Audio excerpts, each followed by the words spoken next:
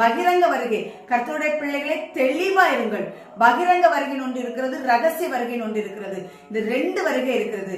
ஆனால் பகிரங்க வருகைங்கிறது இது உலகத்தின் முடிவு. பகிரங்க வருகை.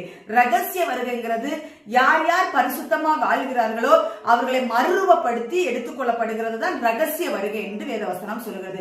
அதனால மைண்ட போட்டு குழப்பிக்காதீங்க. கர்த்தருடைய நாள் வெகு சமீபம். அதை மறுபடியும் சொல்லுகிறேன். ஒரு வாசற்படியிலிருந்து வந்து கதவை தட்டி கொண்டிருக்கிறார் உள்ளே வர்றதுக்கு.